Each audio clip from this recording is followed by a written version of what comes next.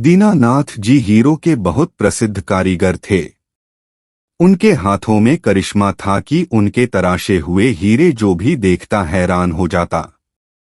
ऐसी कारीगरी देख ग्राहक भी मुंह मांगी रकम देने को तैयार हो जाते और सुनार को मोटा मुनाफा मिलता। इसी वजह से दीनानाथ द्वारा तराशे हुए हीरों की मांग हमेशा बाजार में बनी रहती थी। वो सुनारों से हीरा ले आते और अपने घर बैठकर उसको तराश कर सुनार को वापस दे देते। उनका बेटा सुरेश अभी स्कूल में पढ़ता था, लेकिन जब भी दीनानाथ हीरों को तराशा करते तो वह उन्हें बहुत ही ध्यान से देखता। उसकी उत्सुकता और हीरों के प्रति लगाव देख वो उसे भी अपने हुनर की बारीकियां समझाने लगे। कभी कभी तो वो उसे एक छोटा सा हीरा दे देते और कहते कि जैसा मैंने समझाया उसी तरह से तुम भी तराश के दिखाओ।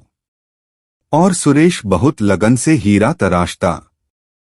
जैसे जैसे वक्त बीतता गया उनका सुरेश भी अच्छा कारीगर बन गया और दीनानाथ जी बहुत खुश थे। अब वो सुनारों से ज्यादा हीरे लाते और दोनों बाप बेटा मिलकर उनको तराशते। लेकिन अब तक उन्होंने सुनारों को अपने बेटे की कार्यकुशलता के बारे में नहीं बताया था। एक दिन अचानक दिल का दौरा पड़ने से दीनानाथ जी की मौत हो गई।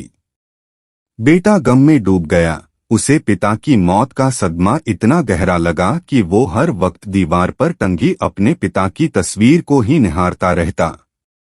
जब से दीनानाथ जी का देहांत हुआ था तब से घर में कमाई का एक पैसा भी नहीं आया था। घर में दाल रोटी खत्म होने की नौबत आ गई थी। तब माँ ने उसे सुनारों के पास जा कुछ काम मांगने को कहा ताकि घर का खर्चा तो चल सके। और कोई चारा न देख उसने अपने को संभाला और बाजार निकल पड़ा।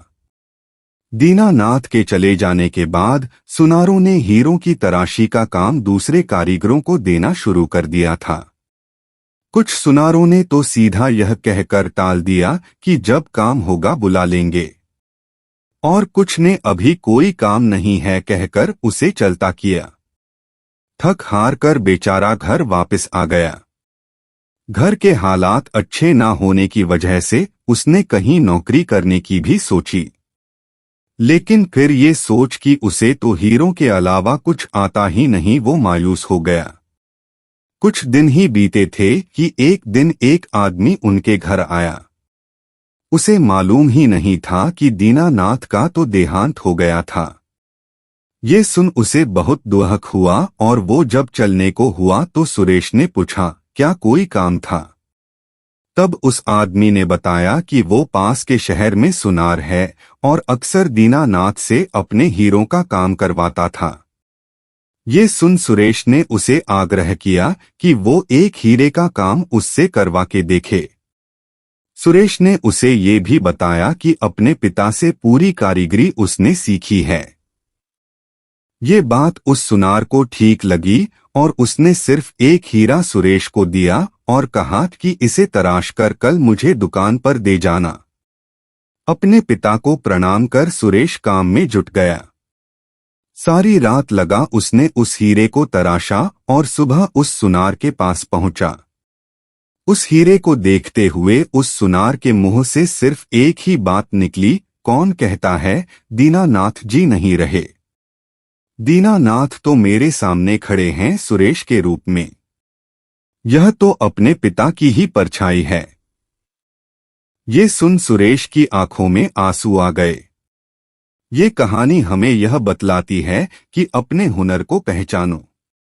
जीवन में आगे बढ़ने के लिए परिश्रम करो और अपने काम को लगन से करो, तभी सफलता तुम्हारे कदम चूमेंगी।